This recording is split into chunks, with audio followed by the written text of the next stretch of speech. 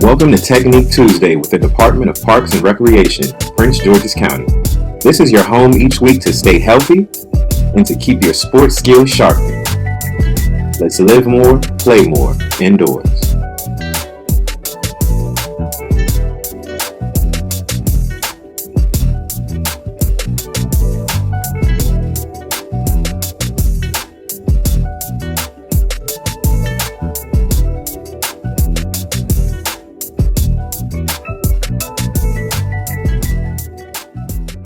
Okay, when it comes to the turn now, okay, also very undercoached, very undervalued. The least amount of steps you can take rounding a bat, the faster you're gonna get to second base, the faster you're gonna go to third base, and if your dreams come true, inside the park home run, okay? So again, we take a lot of time to cutting down angles, okay? So when we're talking about rounding the bag at first base, okay, obviously we wanna again hit the inside part of the bag. The inside part of the bag, push off, gives us to go. Again, it's super important. It doesn't matter which foot it is, okay? Do not teach just the right foot because it looks better to hit here and plant. Our body doesn't work that way. Again, if we're trying to shuffle steps to get that right foot at the last second, it's costing us time that we do not have in this game, okay?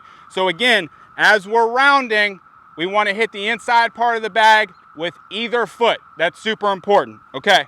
The second part of this, okay, that really helps youth and as you start to get older is we want to lean into the bag on our turn, okay? So we're not coming in super straight up trying to touch the bag.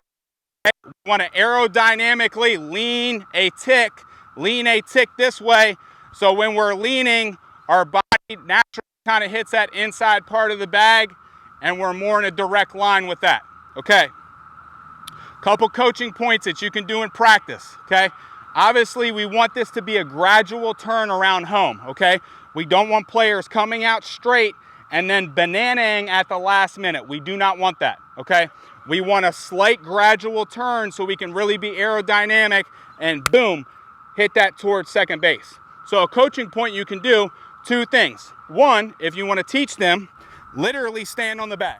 Okay, so you can literally stand on the bag right here, have them run through to make sure they're touching the inside part. Two things are gonna happen. One, they're not gonna come in high because they might hit your shoulder or run into you, okay? So that's gonna make it seem like they have to lean in, hit that inside part of the bag. Again, something very simple that you can do when they're rounding the bag as a teaching point.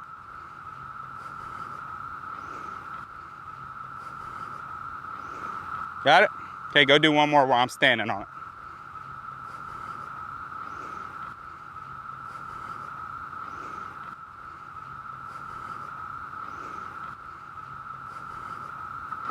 Okay, just a couple quick points about base running, stuff that's super important that will win and lose you games with the fundamentals, okay? The other part that I think is undercoached and undervalued, when you are doing your conditioning at practices, okay, whether it's mid-practice, before practice, after practice, run bases. Okay, run the bases. Do 4 or 5 singles, do a couple doubles, do a triple, do a home run. You can't just expect to talk about this and not go about it full speed and get results, okay? You actually have to practice running the bases hard, and that's not always gonna happen in the game because you don't get a lot of opportunities. So if you wanna use a form of conditioning, have them run the bases so they can pay attention to the fundamentals, especially when they're tired. Thanks for joining us. Be sure to tune in again and visit the online resource center at pgparks.com, your one-stop shop for arts, fun, fitness, and sports at home.